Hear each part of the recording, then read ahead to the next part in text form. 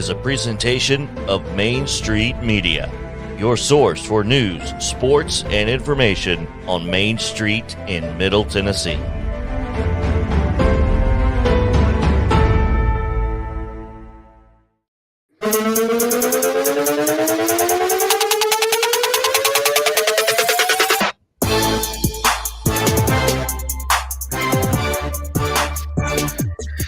Welcome in Main Street Sports today, presented by Mid-Tennessee Bone and Joint. Chris Yao alongside Mo Patton, and we are coming to you live here on Wednesday. Glad to be with you. Hope you guys are having a fantastic day. I know that it has been a beautiful day outside for most of the day, as we had a great day yesterday, even though it rained a little bit, Mo, but got most of our games in across the mid-state. Soccer games soccer matches were finished. Obviously volleyball plays inside, so high school sports still kind of getting underway, and it's first week of the year. Can't hold anything back now. Yeah, something like that. I think everybody's excited after preseason workouts and the heat and that kind of thing to finally be doing something that counts, that's for real. And so all of our fall sports athletes are getting after it. I guess leading up to week one of the high school football season that starts for some tomorrow night. Actually. Tomorrow night. I'm so excited. It's just, and you just can't hide it, huh? I really can't. I'm pumped up and looking forward to high school football season and the rest of high school sports for sure. Again, once we get into high school season, the rundown goes from very short to pretty lengthy. So we'll hop into it right now and go ahead and get started with today's rundown. This is the rundown.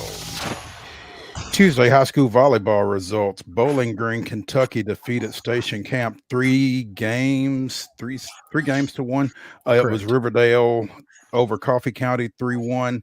Collinwood blanked Hampshire 3-0. Also, Middle Tennessee Christian defeated Columbia Academy 3-0, and Columbia Central with a 3-0 win over Culleoka.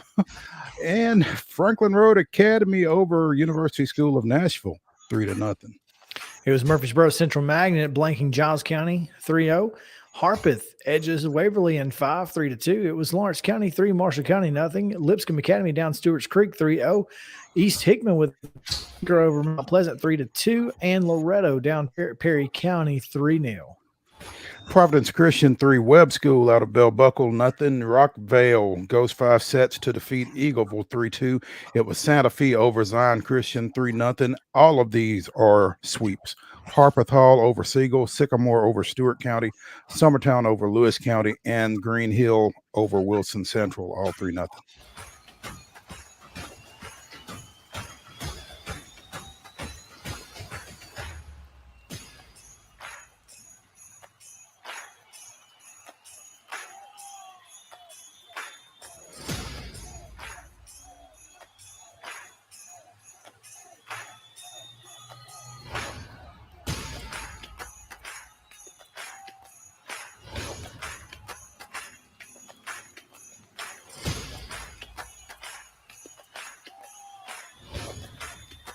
Is that me or you?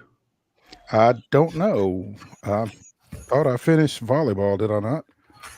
You did. So did you hear me at all talk about soccer?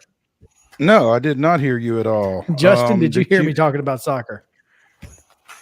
No, I did not. I did not hear you. All right. It must have been Try my again, internet. Chris. I do apologize. BGA 2-1 winners over Brentwood Academy. Lebanon 2, Blackman 1. Siegel 4-3 winners over Centennial. It was Fairview 10, Columbia Academy 2. DeKalb County a 2-0 winner over Watertown. Hendersonville and Father Ryan played to a 0-0 tie. Mount Juliet 4, Franklin County 3.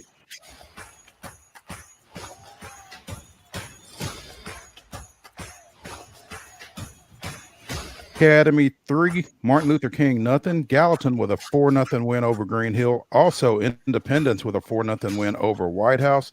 Murfreesboro Central defeated Lawrence County 10-1. It was Tullahoma 7, Lead Academy nothing. Station Camp with a 2-1 win over Lipscomb Academy. Merrill Hyde downs Macon County 5-0. And Nashville Christian 6, McGavock 1. Pope Prep a 9-0 winner over DCA. Smyrna 1-0 over Riverdale. It was Rockville 4, Shelbyville 1. Spring Hill 9-3 winner over Marshall County. Stewart's Creek down Brentwood 4-2. Ravenwood a 2-0 winner over Summit. Portland 2-1 over Sycamore. And Valor Collegiate 10, Hillwood 1. Philadelphia defeated the Cincinnati Reds in Major League Baseball action last night at 11-4. It was the Chicago Cubs with a 7-5 win over the Nats in 11 innings. The Brewers also in 11 innings edged the Dodgers 5-4. And at Truist Park, the Braves picked up their 8th straight win, defeating the Mets 5-0. In minor league baseball action last night, the Jumbo Shrimp of Jacksonville opened a 6-game series with a 12-1 win over the visiting Nashville Sounds. A jumbo win, if you will. Yeah, there you go. In volleyball action today and Wednesday, it's Eagleville hosting Fayetteville at 6. Also at 6, Centennial's at Stewart's Creek. Murfreesboro Central Magnet at Watertown. And at 6:30, Franklin is at Summit. In girls soccer action, first touch for Cane Ridge and Ezel Harding at Ezel Harding is at 5 o'clock. And at 7 o'clock, you can catch CPA at Summit.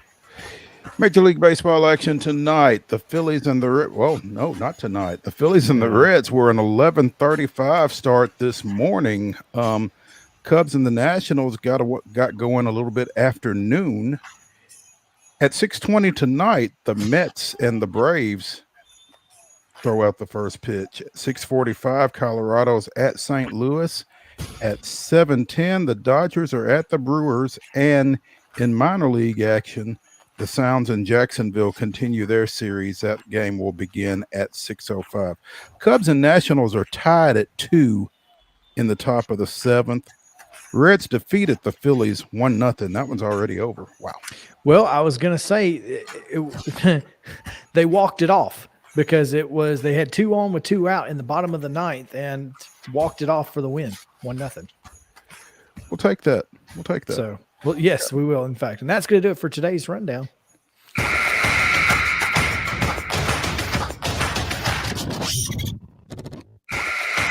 All right, Mo. Why does it do that every time? I don't know what the problem is there. That's so funny. But anyway, top story today, a little opening tip. As we learned, the National Invitational Tournament ends the era of Madison Square Garden. Only 2 times in the tournament's history was it not played at Madison Square Garden. And that ends as in 2023. They will take it to Orleans Arena in Las Vegas. And then in 24, it'll be at Hinkle Fieldhouse in Indianapolis. So that's a little wild. I don't like it. I just can't believe it. I mean, I know nothing stays the same. Nothing lasts forever. I get all that, but I just feel like, we talked about Murphy Center yesterday, and every high school basketball player in the state of Tennessee has the glass house as, the target for their final destination of the year. I feel like to a greater extent, if you're in the NIT, and obviously you want to be in the NCAA tournament, but if you're in the NIT, I think your aim is at Madison Square Garden. I just think the two have been synonymous, obviously. I mean, they've played it there for 80-something years, basically, with the exception of 2 seasons, like you said. Correct. I don't like it. But I don't like it either. I agree with you that, if I'm going to be in the NIT, MSG is the place to be. And that's not supposed to rhyme at all, but it did. In fact, Justin, I'm spitting bars again. You're a poet and you didn't even know it, huh? There you go. It's crazy. He can't be stopped. Can't stop, won't stop. Yeah. That's right. Here's the thing. And my dad actually tweeted us to our show account at ms_sports today and said, we've talked about the Vegas experiment in the NFL and how, hey, we're taking college kids out to Vegas now. Is that going to work? And my response was, I don't think it's the same thing. One, they're college kids and they're going to be a little bit better supervised. Two, they're going to be supervised. they don't have money. Like, because if you're in the NIT, you probably don't have a huge, NIL deal or something like that. They don't have the money like these pro athletes have. Now, that being said, it's still Vegas. And look, everybody takes their neutral site championship games there. Every arena league has had their football championship in Las Vegas. Why? Because it's a destination city. The games are not the draw. The city is. Mm-hmm. So I'll go to this because I can also do these other things. Sure. And New York was kind of that way, but it's a lot warmer in Vegas. Yeah, I guess in March, I just feel like there's a lot more tradition, and as we lose so many traditions, I just feel like this was really one to kind of hang on to. Also, in addition to this move, though, the NIT also announced that Bob McKillop, former Davidson coach, Gary Waters, and I recognize that name, but I'm not sure exactly where I recognize it from. But both of them have been selected as new committee members, along with former Belmont coach Rick Byrd. So congratulations to Rick, continuing to have some input in the world of college basketball, as well he should. Yeah, I saw that news yesterday and thought, oh, that's really cool. And then Dad hit me with this, and I thought, man, the NIT is just making waves across the board. And look, the NIT is not what it once was. We all know that. It used to be the preeminent tournament, but it's still a big deal. And Madison Square Garden was a big deal. Yeah, I think. Well, I mean, let's ask Casey Alexander, who led Lipscomb to the NIT finals against Texas a few years back with Garrison Matthews, if he would have rather been in New York or Vegas. I just feel like, again, with the tradition that resonates throughout that tournament, that Madison Square Garden is where you're striving to get to once you're in it. It's unfortunate. Yep, we are losing a lot of traditions these days, and this is one of them, unfortunately. So that's going to do it for segment 1, Mo. Let's take a break, and when we come back, we got Heather Williams, who's going to talk a little NASCAR with us, as she does each and every Wednesday. So stick around on Main Street Sports Today, presented by Mid-Tennessee Bone and Joint. Back after this. Mid-Tennessee Bone and Joint treats your orthopedic injuries and existing conditions. Our trained physicians will get you back in the game faster. Contact us at 931-381-2663 or www.mtbj.net.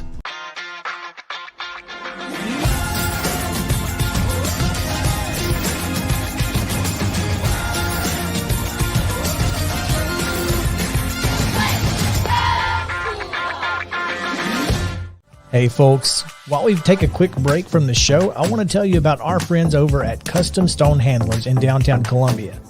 Ed Rich and his team at Custom Stone Handlers believe in leadership. And outside of the military, our greatest leader building platform is sports. Custom Stone Handlers proudly encourages young people to get in the game. You can contact them today at 931-490-4990 or visit CustomStonehandlers.com. Jones & Lang Sporting Goods here in Columbia has been outfitting teams, officials, and anybody else from T-ball to college for 50-plus years. Be sure and check them out at 931-388-8060 or online at jonesandlang.com. Jones & Lang Sporting Goods, the look of a winner. Zion Christian Academy, ZionEagles.org or 931-388-5731. You can schedule your appointment. Go tour their campus. It is beautiful over there, and you're definitely going to want to see it. Again, it's ZionEagles.org. Give them a call, 931-388-5731, and schedule your tour today. Are you an enthusiastic sports fan? Want to have fun and get in on the action? Heck, yes, that'd be awesome. Have great attention to detail? Want to stay active? Definitely. Want to give back to the student athletes in your community? Obviously, yes. Then you'd make an excellent high school sports official. We need more officials in Tennessee.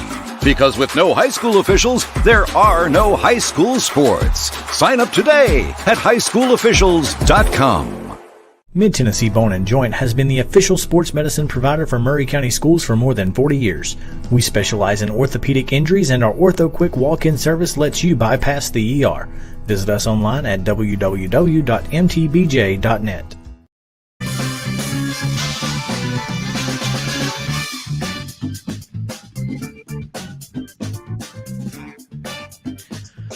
Welcome back in Main Street Sports Today, presented by Mid-Tennessee Bone and Joint. Chris Yao alongside Mo Patton coming at you right here on this Wednesday edition. And as we await, hopefully, the arrival of Heather Williams, who's not quite with us yet, but that's okay. Mo, a lot going on right now in the world of NASCAR. Yet another road course this week. They'll be at Watkins Glen. It's going to be another crazy race, I have a feeling. And of course, Kevin Harvick is on a 2-race win streak. Watch out. That never happens. It really does. Nowadays, I mean, win streaks in NASCAR, that is a thing of the past pretty much. And so pretty good couple of weeks for Kevin Harvick, the crafty veteran. How come lefties are always crafty?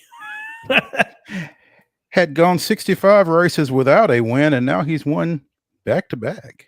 Hey, when you break out of the slump, There you go. Look out. look out. Here we go. Yep. Yeah. And may never lose again. May never lose. He may never lose. Yeah, but so obviously Watkins Glen is on tap, and one thing about Watkins Glen, it's one of the older road courses on the circuit, and looking forward to it because it always kind of seemed to me to be the place where the veteran, old school road course guys were pretty well dominant. Well, now recently with the new car, you never know what you're going to get. So, it's going to be another, who knows. Chase Elliott is obviously, one of the favorites every time you go to a road course. He has been, traditionally a great road course driver. But again, last week, Kevin Harvick with the win. You never know what you're going to get. And last week, the Toyotas were as good as they have been, even though Bubba Wallace, who finished 13th overall, was the last Toyota and was lapped because Richmond's so small that tends to happen. Like even the 13th place car can get lapped. You never know. But yeah, all five finished in the top 13, including Christopher Bell's second place finish. So those are the Toyotas have certainly come on as of late. They've kind of figured some things out. So look for that. Of course, Ty Gibbs, who I say the 5 Toyotas, there was a 6th Toyota. Ty Gibbs had one. He finished last because his engine blew. Yikes. But that's, that happens. Yeah, it's not ideal. I mean, it's, and he's young. He's going to make some mistakes, and it was probably something he made, a small mistake he made. But I did see him or a big mistake he made if he blew an engine, Chris. Yeah, you never know. Yeah. Let's see. I was going to Ty Gibbs was on with he was on a podcast with Dale Jr. and said something about he had flipped somebody off during a race or after a race or something. And of all people who told him not to do that was Kyle Busch. Okay. And exactly. It's like, okay, so wait a minute. Not What? really the guy. What? You? How you going to tell me not to flip nobody off? You flipped off plenty of people in your career, worse. Yeah, and done worse. Yeah. But I thought that was pretty funny. But Ty Gibbs did get a chance to drive. Unfortunately, did not finish well. But yeah, so NASCAR again is headed to Watkins Glen after a pretty pretty exciting race. I mean, the fact that Chris Buescher, who ended up getting stuck behind Bubba Wallace, ironically, uh, in the race, and kind of had some things to say about it. Thought that Bubba should have gotten out of his way a little bit more and let him stay with the lead pack there when he was sitting at second. But I mean, honestly, you can't just let folks at a short track. You can't just let folks go by you. I mean, because you never know what might happen, especially late. So anyway, it is what it is. Some pretty big news for Bubba before the race, I guess, as he in 2311 signed a contract extension. Terms were not disclosed, so we don't know how long it's been extended, but certainly through the 2023 season. Well, on top of that, 2311 has been breaking a lot of news lately, with as far as their drivers are concerned.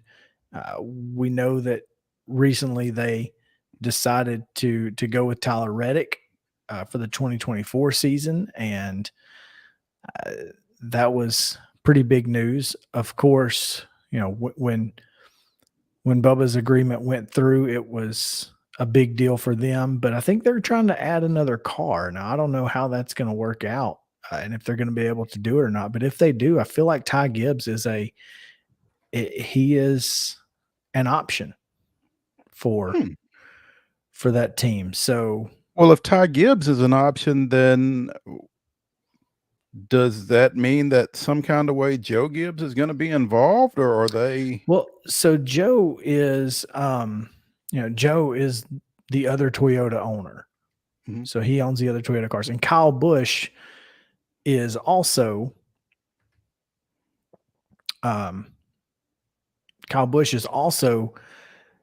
coming up on his contract, right? So if Ty wants to wait and see what happens with that Kyle Busch contract, he could find himself, in a cup car sooner rather than later. A very talented driver, also very young and very much like Kyle Busch, and I think that gives some leverage to Joe Gibbs Racing. Look, you can sign with us, or we'll just bring Ty up. I mean, he's just younger.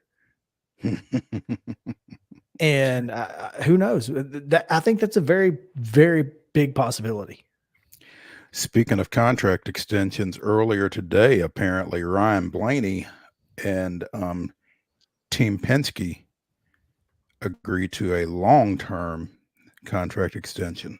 So, and he's already been there for like 10 years, I think. So, more of the same. Yeah, but Ryan Blaney again. As you see these older drivers in NASCAR kind of find their way, they're kind of being put out to pasture. I'm not saying that Blaney, who's only 28, right? But he's been doing this for a long time, and sometimes, especially in NASCAR, you get used to the way that things are going, and then you've got a new car in here, and then who knows what's coming, right? You have to be careful when you're signing these long-term deals, but obviously Penske Racing has been doing this for a long time. They know what they want. They clearly like Ryan Blaney, and good for them. I mean, signed with them in 2012, and team did not disclose terms either, but indicated that the long-term deal would keep Blaney on its roster well into the future. So whatever, well into the future. I love that, by the way. It's like, come on now. There's no reason for all this, this secretiveness. I guess they just don't want to tell folks what they're paying because obviously they don't want, if they don't have to, why would you, right? Yeah. Did you see that that ESPN had their like conference or whatever in Charlotte? I saw Ron McGee posted a couple of tweets and pictures from it, and they had but they were inside the NASCAR Hall of Fame there in Charlotte. It was crazy. And I've never been inside there, but it almost made me want to go.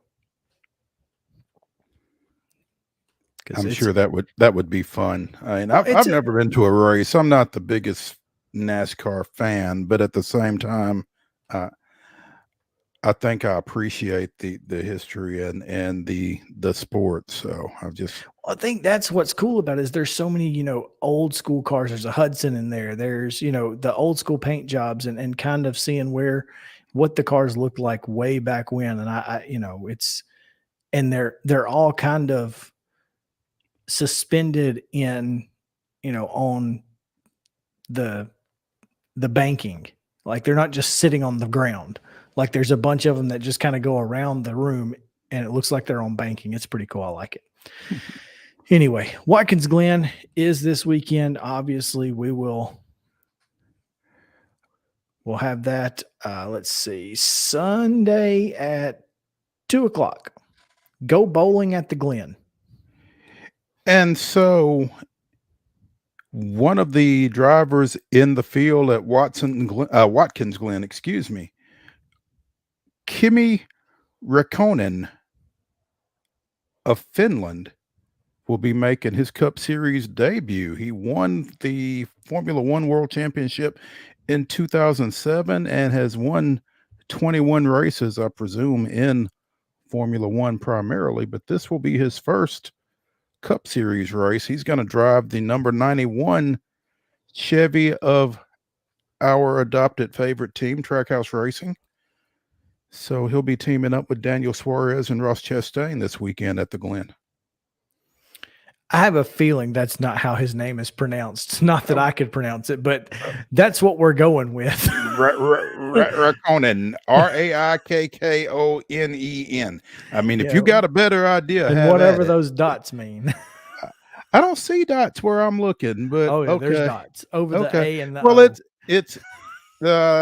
it's Finland, so they always got dots. But again, shoot your shot, big boy. But I'm saying that's what we're going with. I'm confident that we're probably not completely accurate. We may be close, but I'm with you. If there's anybody from Finland listening, feel free to hit us up. I'm with you. This will be he started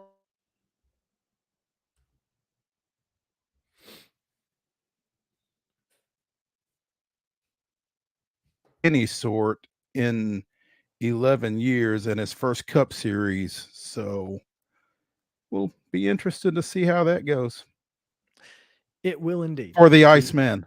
That's what. There you go. Let's just call him that. Well, there are some NASCAR fans that aren't going to call him that because apparently that was Terry Labonte's nickname as well. Terry. Who knew? Doing it for Terry. All right, dude, we got a lot of local news to get to, so let's get into it and take a quick break to do that. On the other side, some high school football news, some Little League baseball news, and much more. Stick around. Main Street Sports Today, presented by Mid Tennessee Bone and Joint. We'll be back after this.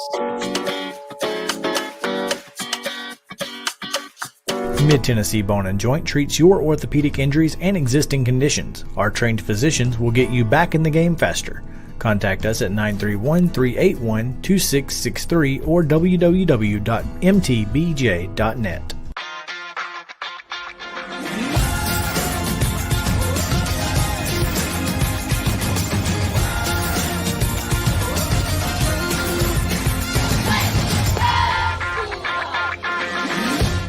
Hey folks, while we take a quick break from the show, I want to tell you about our friends over at Custom Stone Handlers in downtown Columbia. Ed Rich and his team at Custom Stone Handlers believe in leadership. And outside of the military, our greatest leader building platform is sports. Custom Stone Handlers proudly encourages young people to get in the game. You can contact them today at 931-490-4990 or visit CustomStonehandlers.com. Jones & Lang Sporting Goods here in Columbia has been outfitting teams, officials, and anybody else from T-ball to college for 50-plus years. Be sure and check them out at 931-388-8060 or online at jonesandlang.com. Jones & Lang Sporting Goods, the look of a winner. Zion Christian Academy, zioneagles.org or 931-388-5731. You can schedule your appointment. Go tour their campus. It is beautiful over there, and you're definitely going to want to see it. Again, it's zioneagles.org. Give them a call, 931-388-5731, and schedule your tour today. A game without a crowd is just a scrimmage. A performance without an audience is just a rehearsal. Without your presence, high school sports and the performing arts aren't possible. Ensure that these essential extracurricular activities continue to enrich the lives of students in Tennessee. Purchase a ticket to your local high school's game or performance. This message presented by the TSSAA. Mid-Tennessee Bone & Joint has been the official sports medicine provider for Murray County Schools for more than 40 years. We specialize in orthopedic injuries, and our Ortho Quick walk-in service lets you bypass the ER. Visit us online at www.mtbj.net.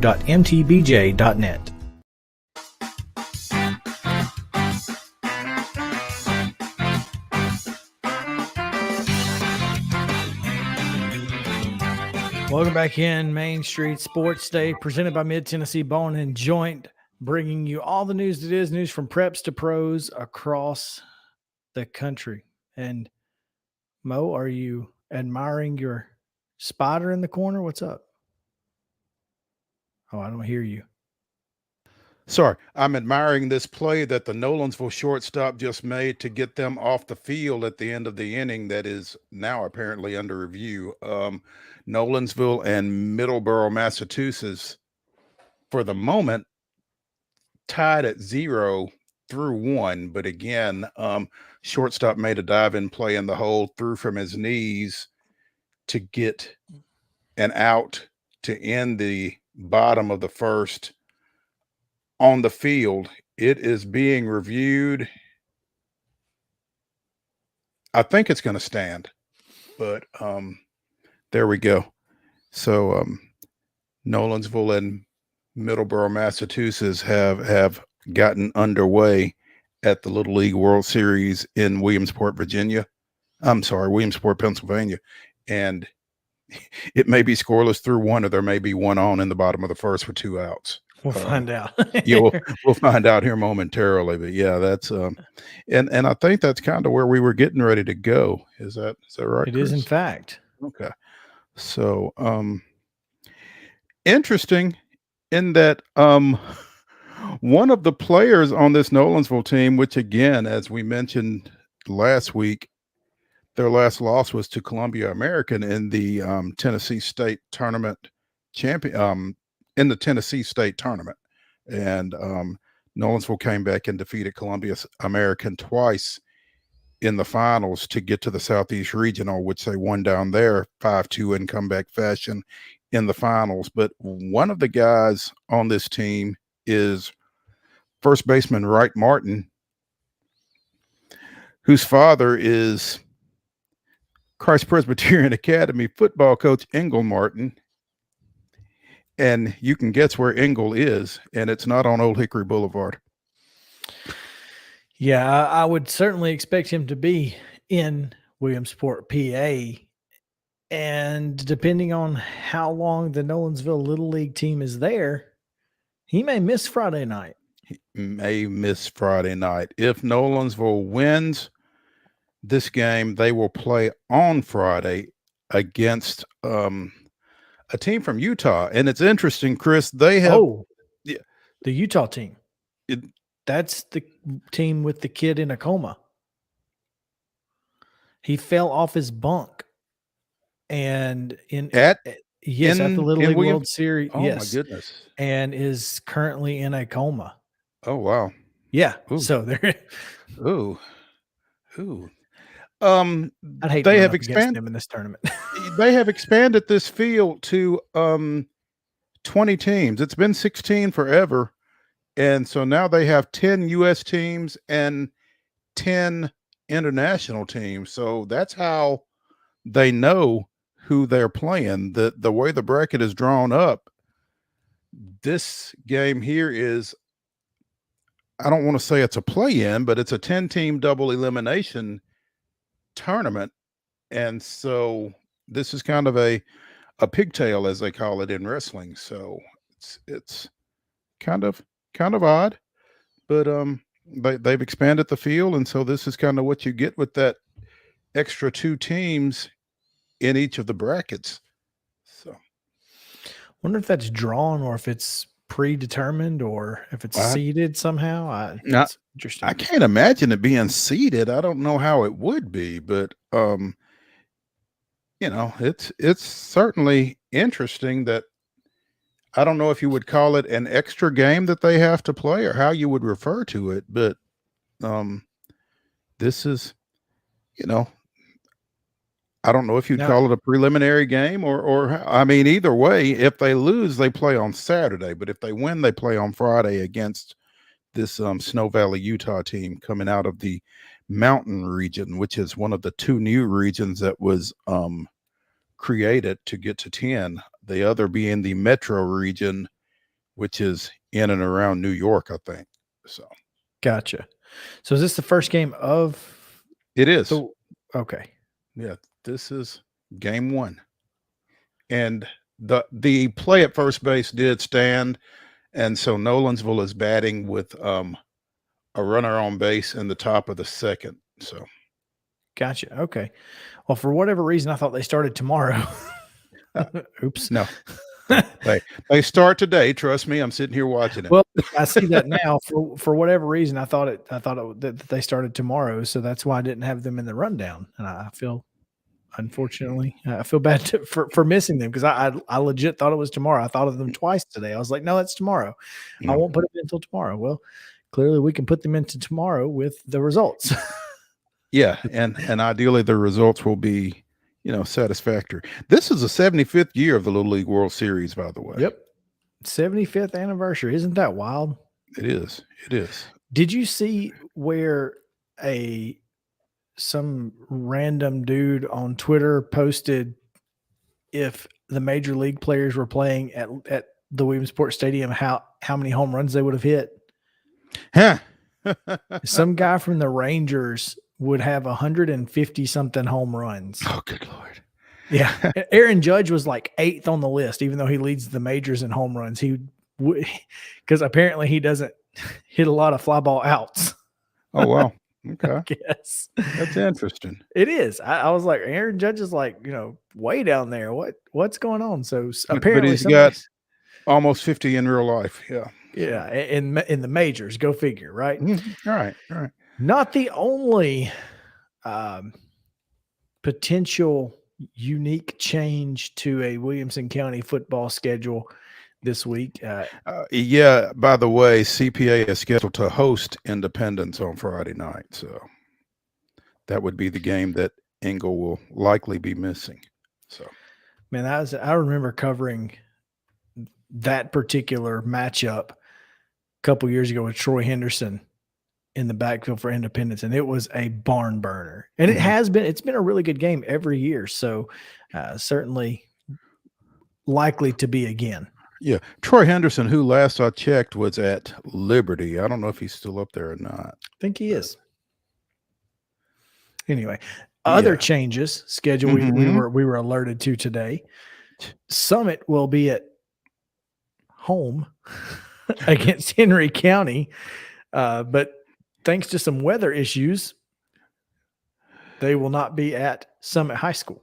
Well, I think the weather issues go with some field issues, as it was documented about 6 weeks or so ago that Summit and Independence were set to become the final 2 Williamson County teams to get artificial turf on their football fields this summer.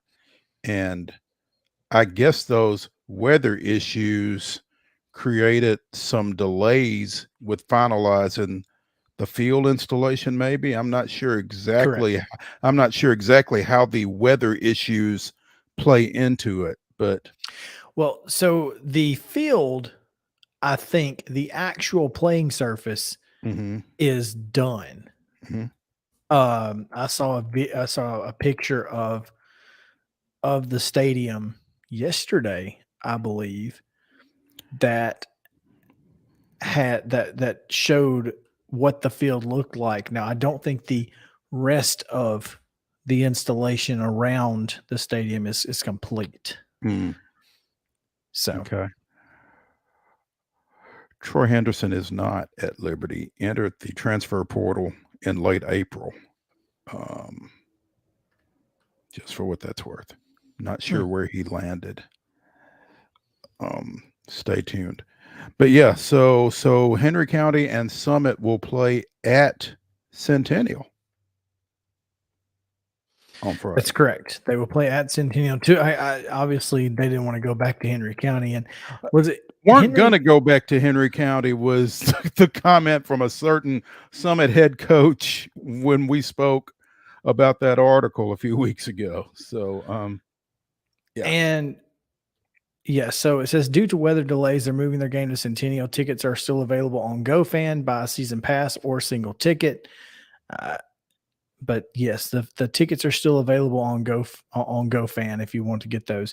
You'll just have to go to Centennial High School instead of to Summit High School on Friday night.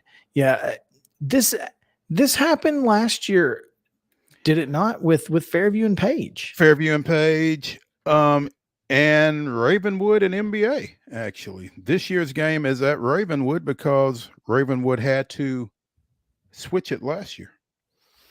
So Centennial actually was the only one of those three that got done in time for their season opener last year. This is, Mo, that is the photo that I have of the Summit Stadium. Mm-hmm. So it does look like there's still a little bit to do on the field, but it doesn't look like much. I see the G's haven't been placed according from this photo, but of course this was taken at 7 or it's posted at 7:12 a.m. on the 15th, which was Monday. Yeah. So, but as you can see on the edge over here, that's the track and field, really the field portion of the stadium. Yeah. So I don't know what exactly is the issue. It could be a track issue. It could be a field. It could be the field issue. It could be, just getting that final, the final things nailed down, and just weren't able to do that with the weather. So unfortunate for them, but so yeah, Summit will be at Centennial. Yeah. Against Henry County. Nolensville just took a 1-0 lead with a 2-out single through the left side to drive a run in. So they've got runners second and third, 2 outs now, just on a wild pitch moved up. So it's great news there. Yeah. How about Nolensville? Tomorrow we'll talk about these tomorrow as well, because tomorrow jam-packed show full of high school sports and everything else. We'll talk about several games, but Cornersville at Richland tomorrow, Hendersonville at Oakland, huge. We'll have Kevin Creasy on, right? We will have Kevin Creasy on Coach's Corner, 2:15. At 2:15, we'll have Kevin Creasy to talk about that matchup. Cane Ridge at Pearl Cones tomorrow. Shelbyville is at the defending 4A state champion Tullahoma. Mm-hmm. Cookville and Tullahoma with the new beveled tee at midfield. So it's exciting. Yeah, they've kind of done some rebranding over there, which I guess when you're the defending state champs, you can kind of do that kind of thing, and it's good to see. A little different. I got a text message from a kid the other day from that I met at a wedding, and it was the final play of the Tullahoma game where you see me and Justin Lamb standing there watching, and then I turn around to get some video of the crowd, and he goes, "I got to question it. This might be weird, but were you at this game?" And he sent the video, and I was like, "Yeah, that's definitely me." And he was like, "Oh, my buddy took this video. It was on SportsCenter." I was like, "I know. My bald spot was on national television. I'm aware." So there you go. Unfortunate. Hey, any publicity is good publicity, though. There you go. Yeah. Cookeville will be at Upperman. Hickman County's at Wayne County. Red Bowling Springs is at Webb Bell Buckle. So those are your Thursday games tomorrow. Make plans to get out to high school football if you'd like. Absolutely. And if you want to know who's going to win local games this week, you can check out mainstreetmurray.com where Mostradamus is live and ready to go. Yep.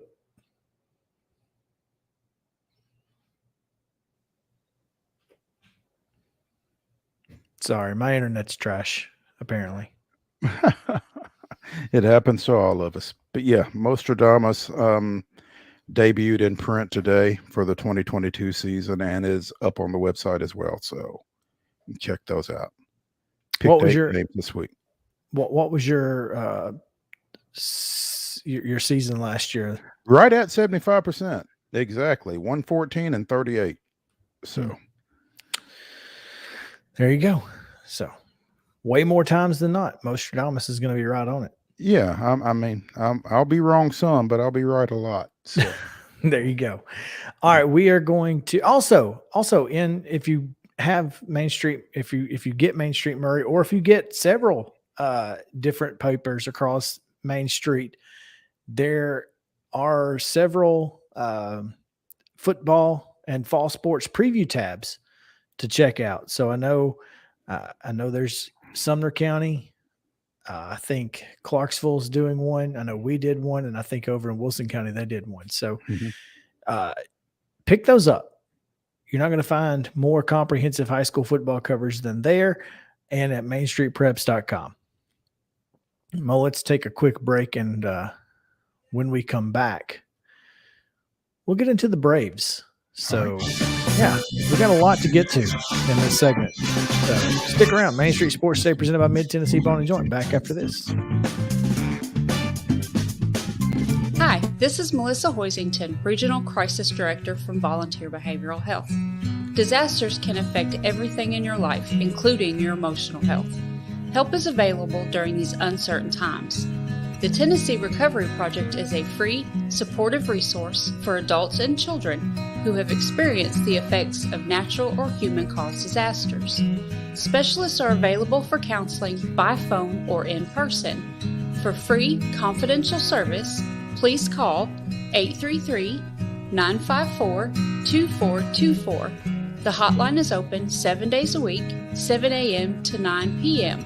Move forward with the help from the Tennessee Recovery Project. Tennessee Bone & Joint has been the official sports medicine provider for Murray County Schools for more than 40 years. We specialize in orthopedic injuries, and our Ortho Quick walk-in service lets you bypass the ER. Visit us online at www.mtbj.net.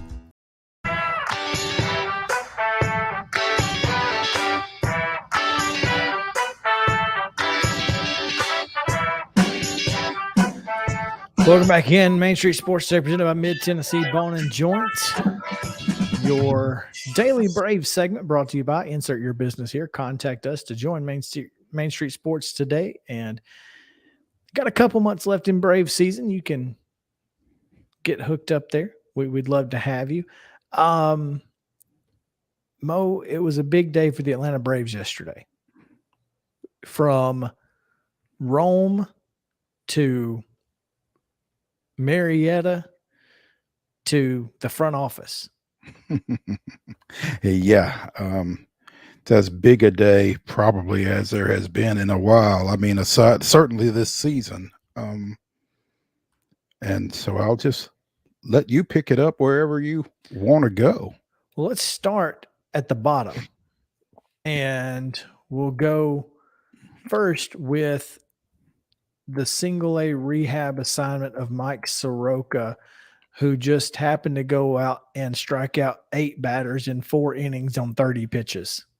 That seems good. Is that good? I mean, my gosh, that's incredible. I mean, you thought, sure, that he needs a little work. He's got to do whatever he's got to do. But look, nobody, and I mean nobody, expected him to go out there and just absolutely make hitters look silly. No, I mean, even Class A hitters. So I don't think anybody could have asked for anything more than what he's done or what he did yesterday. Who were they playing even? Not that it mattered. I think it was just about, him getting on the mound. I don't think I've ever heard what team it was that he did it against. Yesterday, the Rome Braves were at home against, let's see, they're the high A affiliate, by the way, just for those. And have you ever seen their stadium? It is a direct, the outside is a direct replica of Turner Field. Oh, wow. Okay. Yeah. It's pretty cool. So they were playing Greensboro, who on the season 46-61, the Rome Braves 66-43, but they needed a walk-off to win it. Oh, goodness. Yeah. The Greensboro Grasshoppers. Huh. Oh, Grasshopper. Okay. What is that? Is that the Carolina League? Yes, that is the Carolina League. And it looks like Luis de Avila will toe the rubber tonight. That's not Braves. Mike Soroka, but probably not great for Greensboro either way. But yeah, so Braves won last night. Poor. I'm going to be honest with you. This is just poor writing from the Rome website, because I don't know what the score was. Nowhere in this story does it tell me. It what just the says score that they was. walked it off, but it doesn't tell you what the score was. Yeah, no, it doesn't. In fact, let's see here. Yeah, I have no idea. 6-5, and spelled out 6-5. Hey, man, we all got to start somewhere. Take what you can get. You got somebody to do it. That's important. So yeah, Mike Soroka, 8 strikeouts, 30 pitches, 4 innings. That seems good. I think that's pretty good. Yeah. Additionally, they locked up Michael Harris II with team control through 32, by the way. That seems good also. That also seems good. We were talking about an interview that Michael Harris did just a couple of days ago, where he pulled a little Super Troopers action and inserted a few meows into his interview. Apparently, someone also said that he snuck one in during his press conference yesterday. So, Mo, I've got at least some of his press conference from MLB Film Room. Let's take a look at this press conference and let's see if we can spot the meow. But if not, it's still great stuff here from Michael Harris II. Life moves fast, so I mean, it still hasn't really caught up to me. I'm just living in the moment right now, and I guess when the season's over, I actually look back and notice how everything played out this year and how quick it actually moved. And I mean, it's just a blessing to actually be up here talking right now and putting on a Braves jersey every night. It's a life-changing moment, obviously, and I mean, for me to be so young and for the Braves to even consider me to be a part of this organization for that long, it's a blessing, and it's just something I can't really put into words. I would go to a lot of the games, and we had a wiffle ball game on the field, in the outfield, when I was about 6, 7. So just being able to put on that Braves jersey after being that young and watching for so long and rooting for all the players that's been through this organization and had success. So for me to actually be in this position is kind of crazy. I told him in spring training, I'm not trading you, when we made the Matt Olson trade. I don't know if you remember, but it was, I think our clubhouse was obviously shocked by some of the guys that got moved, but we were really excited about him long term. And just the way he was playing and, getting to know him a little bit more. And you're asking people around the clubhouse what kind of human being he is. Obviously, the player development staff felt strongly about his character, the makeup, and so on. And I think more importantly that, everything I know about Mike, he loves Atlanta, like truly loves Atlanta, whether that's wearing a Trae Young jersey, spring training, I see him walking in with a Hawks jersey, Atlanta Falcons jersey, or he's here for the World Series games. I don't even know how you got the seats.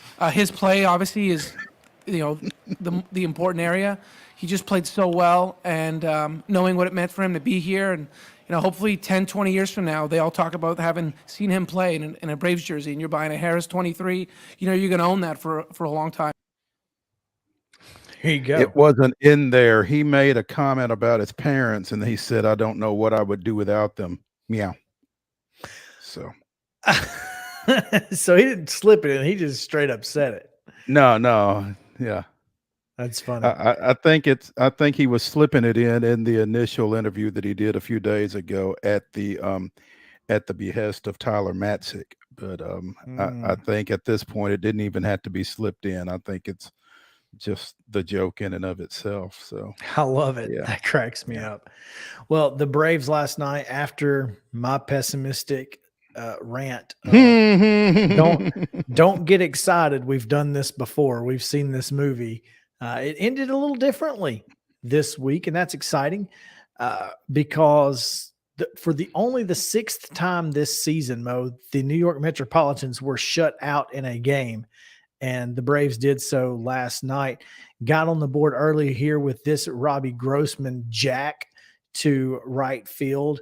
And then that was what Alvarez had just struck out a batter. And Grossman was like, "Welcome to Atlanta, where the players play, sir."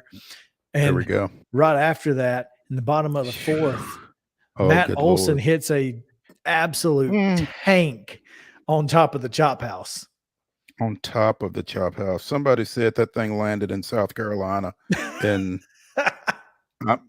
I'm not gonna disagree. Good Lord. Mean, that ball may have been hit as well as Soler's homer in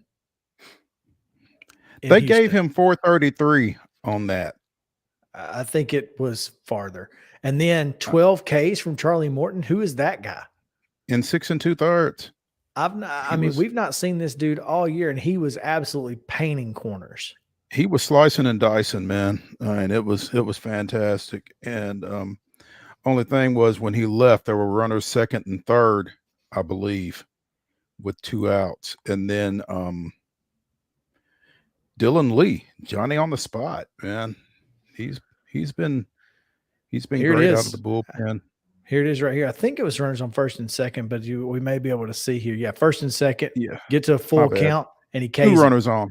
Yeah. Still had a couple on, and gets out of it. Big strikeout there from Dylan Lee. And then in the bottom of the 7th, Ronald Acuna completes his 0 for 0 night with 4 walks. His on base percentage is now 373, and then Dansby Swanson with a gapper there, and then they bobble it. Next thing you know, Ronnie's like, as soon as they saw that bobble, Wash was just killing windmilling. Windmilling all day long. They didn't even try it. They were like, we'll just throw it to second and let Ronnie score. And then Dansby got to third on a wild pitch.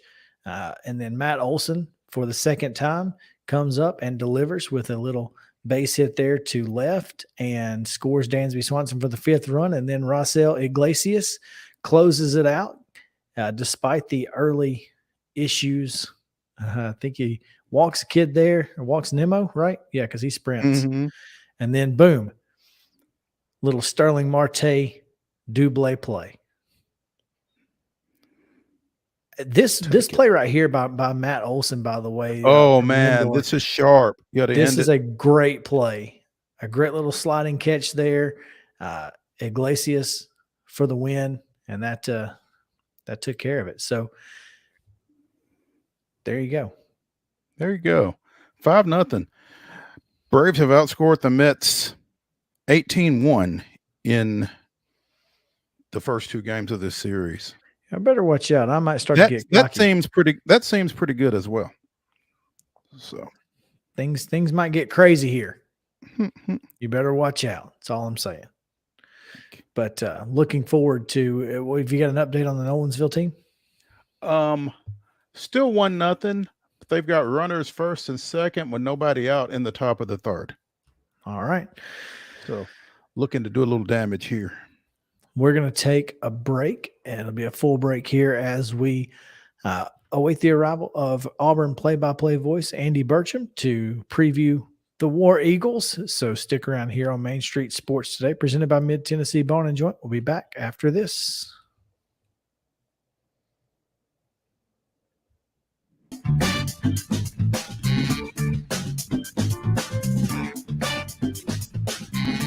Mid-Tennessee Bone and Joint treats your orthopedic injuries and existing conditions. Our trained physicians will get you back in the game faster. Contact us at 931-381-2663 or www.mtbj.net.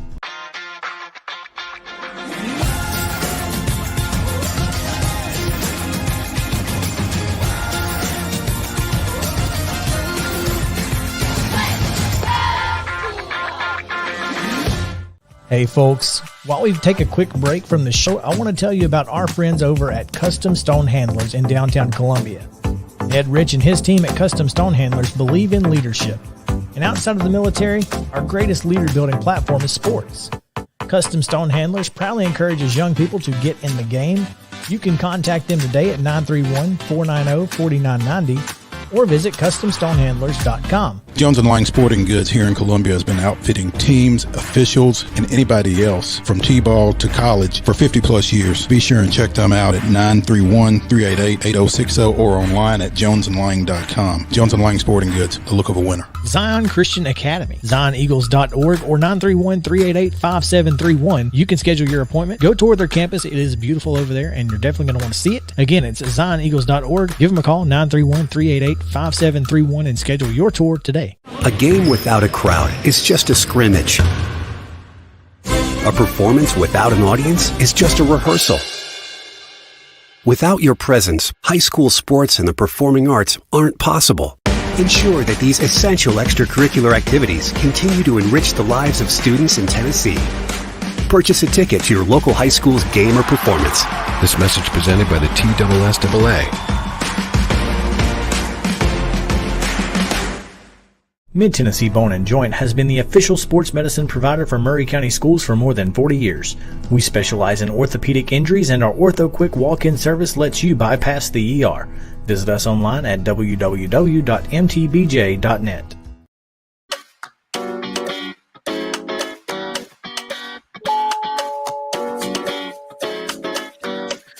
Welcome back in Main Street Sports Today, presented by Mid-Tennessee Bone and Joint.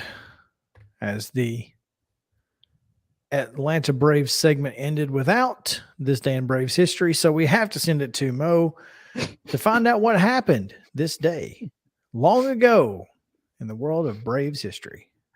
August 17th, 2001, Atlanta scored a pair of seventh-inning runs on a Chipper Jones RBI triple and a Brian Jordan go-ahead sac fly, and John Smoltz recorded the final 6 outs, 4 by strikeout, for his first regular season save as the Braves won 2-1 at San Francisco.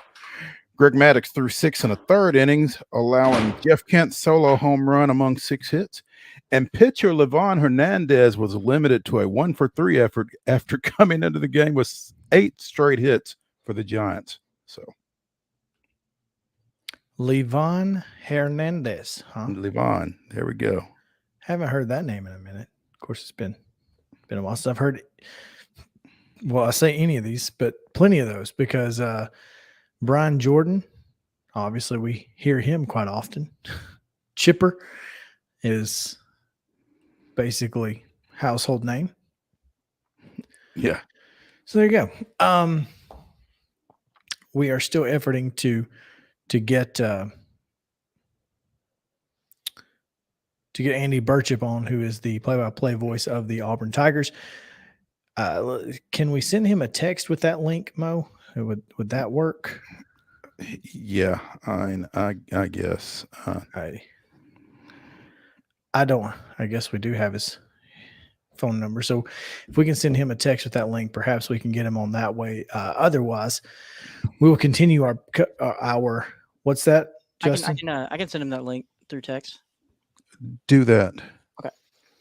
That sounds good. We'll get him here, and we'll continue our SEC football previews as the Auburn Tigers come up today, as we have this is team 6 of 7 in the SEC. We have Mississippi State tomorrow.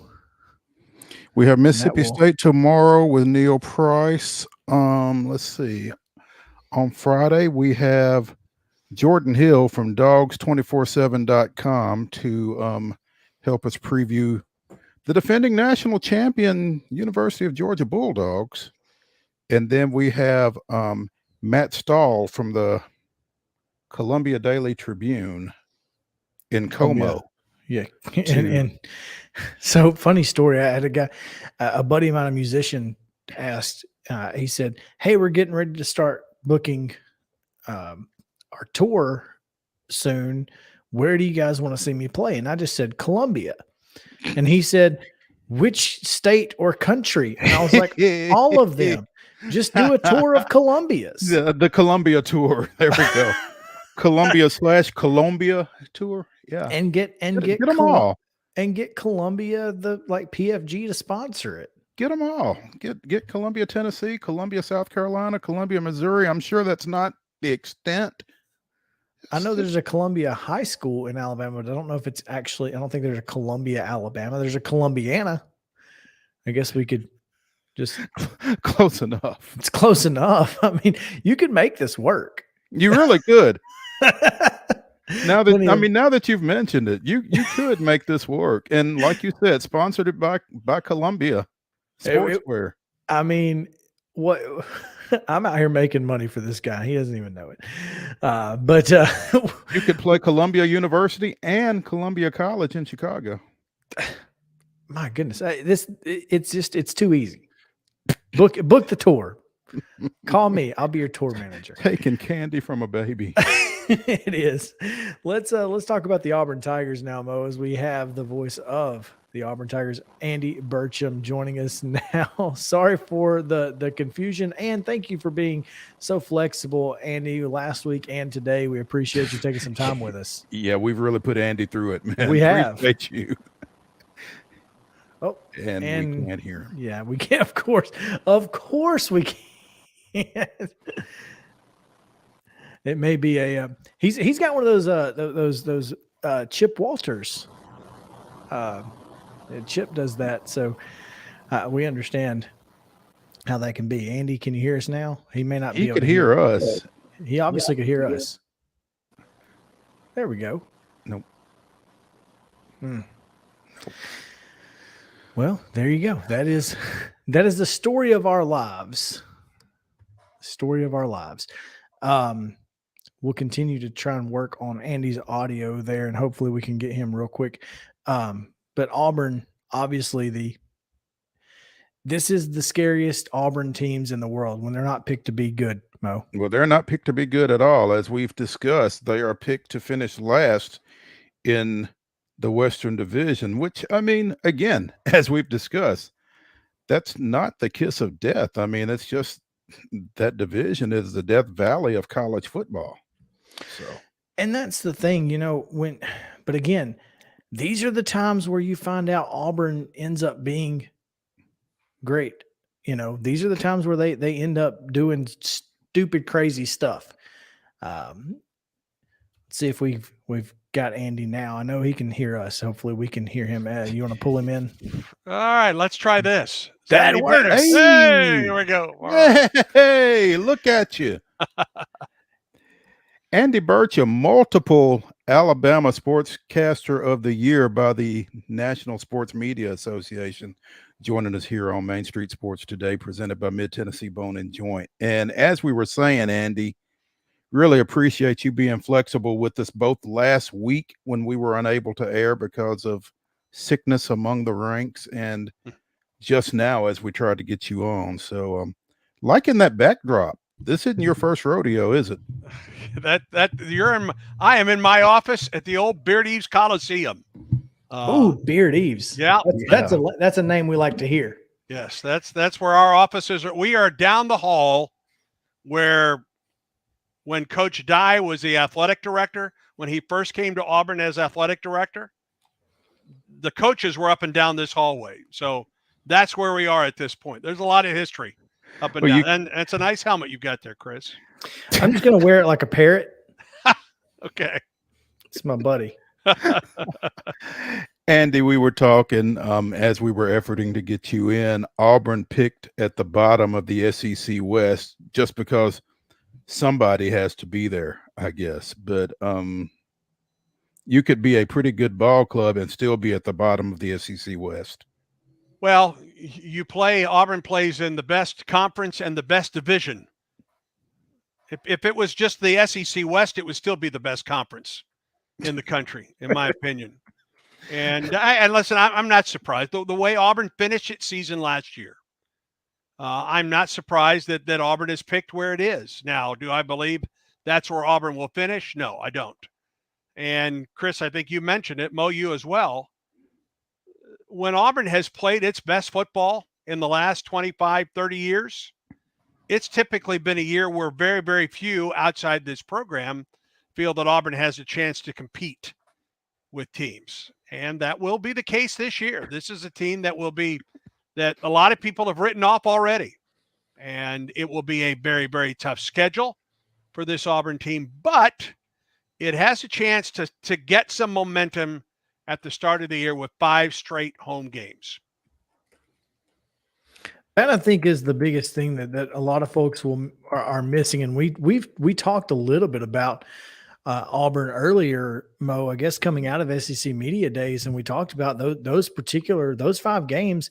There are few truer home field advantages, more of an advantage than Jordan-Hare because of, let's face it, call it what you want to, there's magic in that building. And for whatever reason, you Mo, you remember Memorial Magic. I mean, for whatever reason, when Auburn has a team like this, they tend to play up. And when they're at home, they're very good. And when you've got 5 games to start at Jordan-Hare, that's only going to give this team confidence, especially with a new quarterback. Yeah, and they've got a chance. Yeah, we don't know who that quarterback's going to be right now. Right. I think there are a lot of Auburn fans that want it to be Zach Calzada, who transferred to Auburn from Texas A&M. But coming out of the first scrimmage, which was last Saturday, and Auburn's second scrimmage will be Friday afternoon, TJ Finley was still the number 1 guy and was very good in that first scrimmage from all accounts that we're getting from the coaching staff. So who that's going to be is, I think, still up in the air at this point. Now, we may have a better idea after this second scrimmage because this second scrimmage will be 2 weeks from the start of the season for Auburn. But you got Mercer to open it on September 3rd. You follow that up with San Jose State. Auburn should win those 2 games, should be 2-0. And then you've got, in this order, Penn State, Missouri for the first time ever at Jordan-Hare Stadium, and LSU before you go on the road. And then it gets so much tougher for Auburn. You have back-to-back road games at Georgia and Ole Miss. You're back at home. Well, you're open after the Ole Miss game. Then you host Arkansas, go to Mississippi State, host A&M, host Western Kentucky, and finish the year on the road in the Iron Bowl at Alabama. So you will face both of the teams that played for the national championship a year ago on the road this year. So the momentum, that first 5 games, I think, is essential just because how tough the schedule closes for Auburn in those last 6.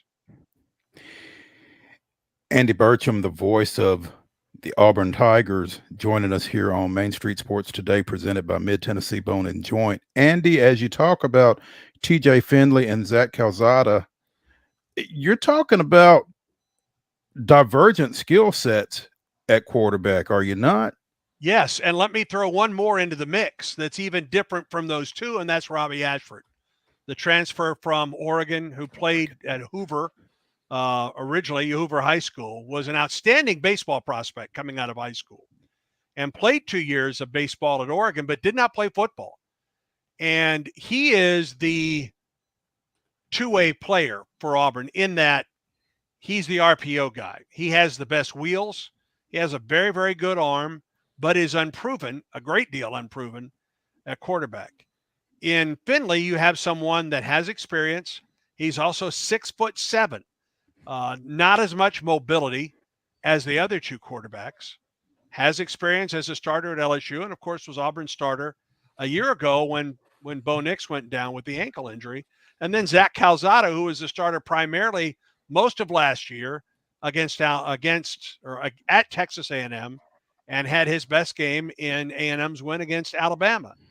So you have really 3. I think you really have to look at 3 quarterbacks right now. It's not just Finley and Calzada. You've got to add Ashford to the mix. And even if Ashford doesn't win the job as Auburn starter, I wouldn't be surprised if we don't see him in for some packages just because he runs the ball so very well.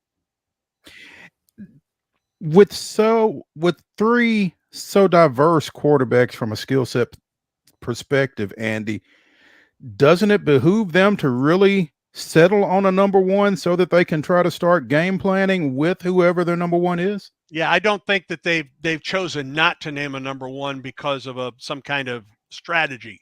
I think they want to make sure of the number one guy.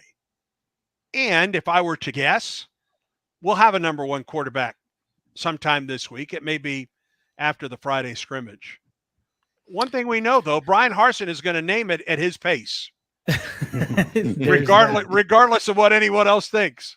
He will name it at his pace, not the writers, not those of us on the radio side, and certainly not the fans.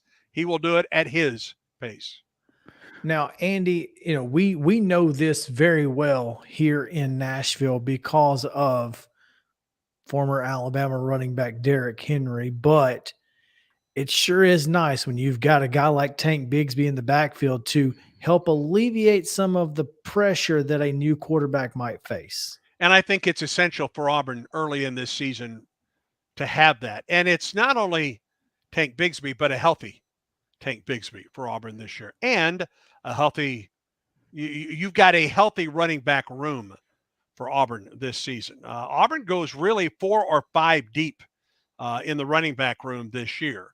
In addition to Tank Bigsby, you have Jarquez Hunter, who was very good for the first half of his freshman season a year ago.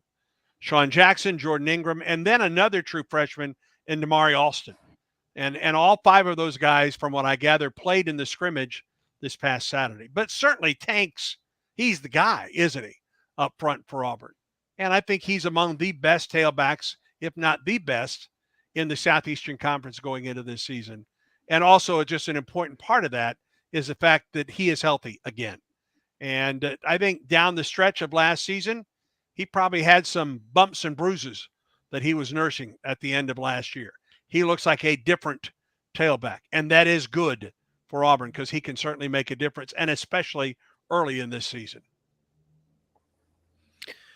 Well, you mentioned Robbie Ashford as a transfer from Oregon on the offensive side. You also got a transfer from Oregon on the defensive side. There's a lot of SEC Oregon trading going on this past off season, and Jason Jones is probably going to be a big help up front for you guys on the defensive side of the football. Well, there's 2 guys that if I were to say these are the first 2 guys getting off the bus, he's one of them. Jason Jones is one. He's 6'6", 328.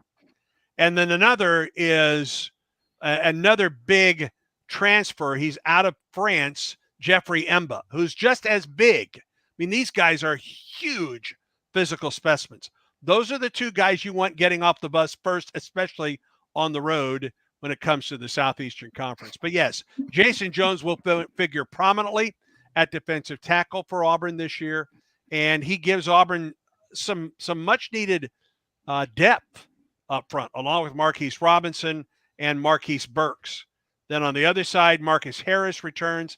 Another guy transferred, came to Auburn from Kansas, and you've got Garrison Walker and Jeffrey Emba. And so Auburn has some size, and Auburn has some depth at that interior defensive line, and a lot of these guys played elsewhere. And that Auburn has – listen, I know Auburn lost a huge piece in Bo Nix a year ago to the transfer portal, and we know that he's vying to be the starting quarterback at Oregon this year. Auburn has helped itself with the transfer portal as well. And guys that you mentioned, and one of those leading candidates is Jason Jones up front for Auburn defensively.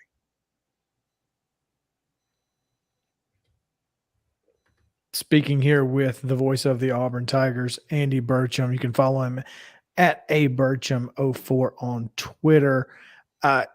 And, when you talk about this Auburn team, what is the ceiling for them? I may have put out there a few weeks ago that I am hammering the over of 7 wins for this team. Well, let's put it this way. I think we know much. I think we'll know a great deal after week 5, after Auburn plays LSU. because that's the 5-game homestand. Mm-hmm. Some may disagree with me. All 5 of those games are very winnable for Auburn, right? I agree. Absolutely. If you come out of that game 5-0, then all of a sudden there's a lot of talk about your program. Mm-hmm. Who knows how much confidence you have gained in the first 5 weeks of the season. And now you get ready for the tough part of your schedule. But if you're 5-0 coming out of that, you've got a great deal of confidence going, yes, I know you're going to the national champ in Georgia. And then you're following that up. And who knows what Ole Miss is going to be like in week 7. There's a lot of those, we talk transfers. There's a ton of transfers on that Ole Miss program, isn't there?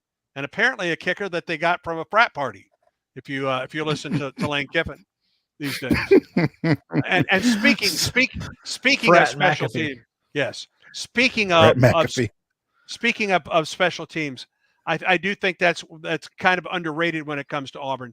Auburn has one of the best punters in the country, and then they've got Anders Carlson, who's back from his knee injury. Oscar Chapman averaged over 44 yards a punt, great hang time, and will kick the spiral. He also kicks the rugby style, or perhaps in his case, it's Aussie rules football style, the end over end kick.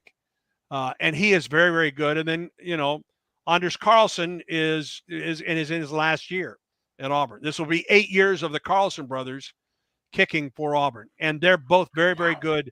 And that gives you, I would think, that gives a head coach and those coordinators, gives them some settling thoughts, knowing that you've got those 2 guys kicking for you this year.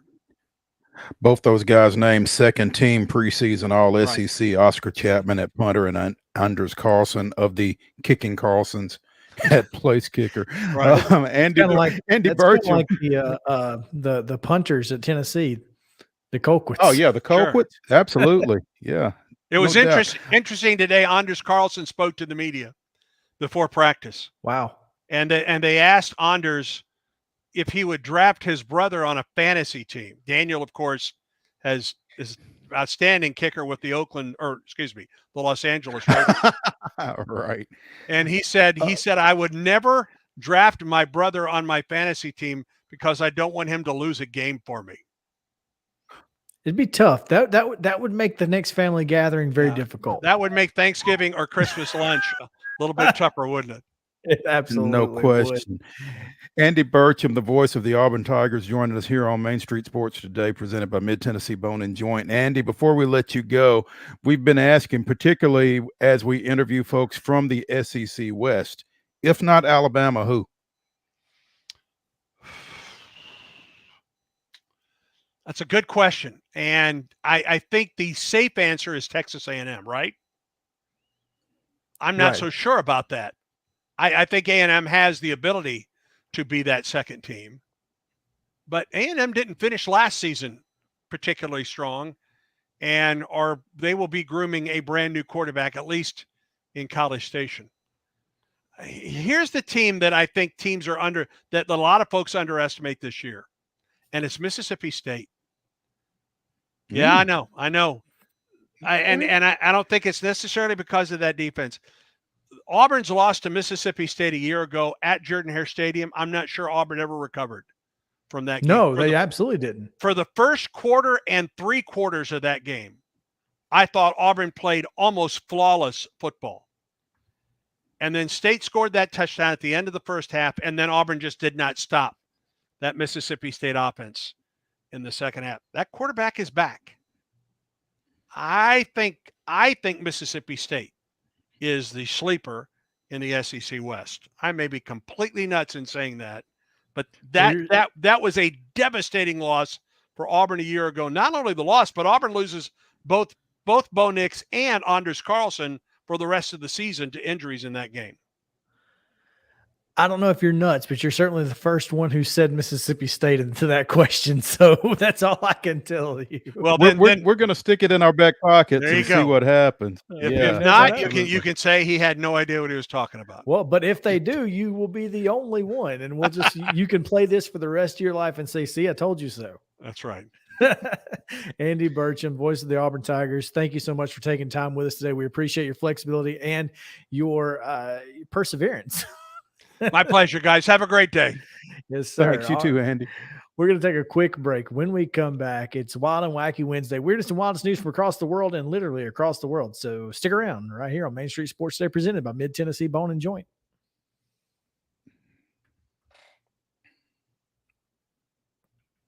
This is attorney Bart Durham, and this is me. I'm Aaliyah. Keeping in good physical condition is really important to me. But when I had a wreck with a tractor-trailer truck that hurt my legs so bad I couldn't work for almost a year, I knew I needed a lawyer that understood tractor-trailer cases. So I called Bart. Bart gets millions of dollars for his clients every year. At Bart Durham Injury Law, we've handled hundreds of tractor-trailer cases. My dad and I want to help. Give us a call at 615-242-9000.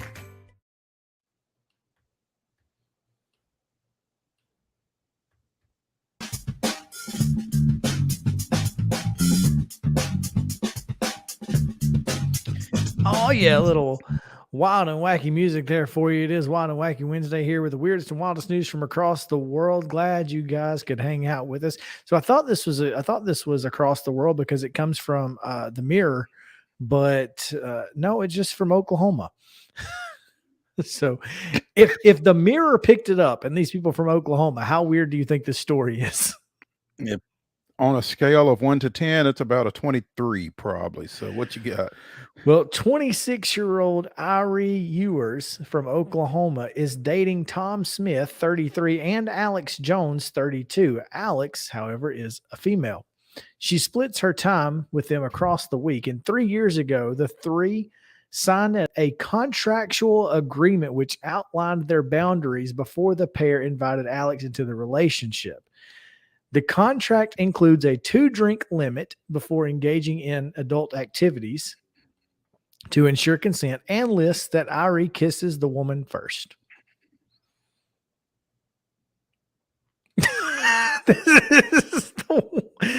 Can you imagine if someone came just, I need you to sign this contract? That sounds too much like work, man. If I've got to think, this is not good. I'm hard pass. Yeah, I'm good. I mean, what in the world is going on here? But I mean, it's working for them. It's 3 years. 3 years. That's more than a lot of folks make it. It really is. More than a lot of couples make it. Huh? I mean, so if you got to do what you got to do, and if it works for them, more power to them. That's all I'm saying. I guess you can always go back to the contract says. You signed it. You know. Yeah. How about this? You know, I hate bridges, right? Like I am deathly afraid of bridges. I did not know that. Oh yes, I am. Don't. Oh wow. Have Sarah. So you won't be going to you won't be going to Key West anytime soon, is what you're saying.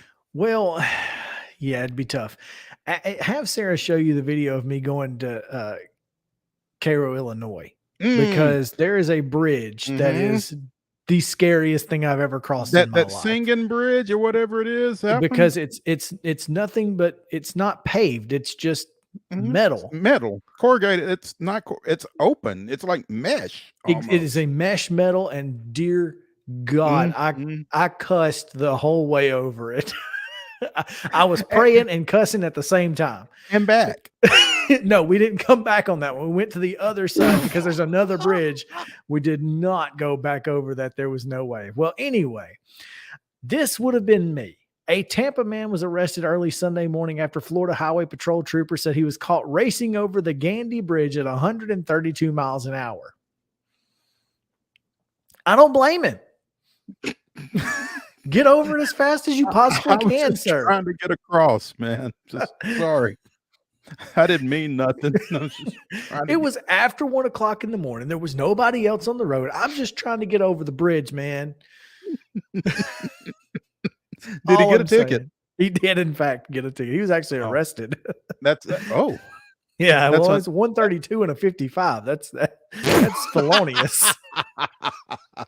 That's unfortunate. That's tough, sir. I'm just trying to get off this bridge, man. Come on. So there you go. But that's your weird and wild news, Wild and Wacky Wednesday here, the weirdest and wildest news from across the world here on Main Street Sports Today, each and every Wednesday. Thanks to Andy Birch for hanging out with us today, and thanks for everybody hanging tough because it was a good day. What you got? Final update from Williamsport. It's 5-2 Nolensville in the top of the fourth. They got a runner at second with 2 outs. All right, Nolensville in the lead. Yeah. Come back with us tomorrow as we have. And they're interviewing Engel Martin as we speak. Oh, wow. That's awesome. Yeah.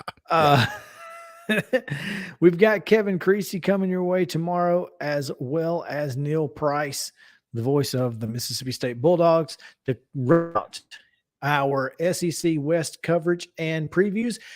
And apparently the sleeper team. We'll tell Neil tomorrow and see what he says. That should be. He may call Andy and be like, Andy, come on, man. Don't put that evil on us. Yeah. Don't put that on us, Ricky Bobby. Yeah. We'll appreciate you guys hanging out with us. We'll see you tomorrow. For Justin and Mo, I'm Chris. Y'all have a great day.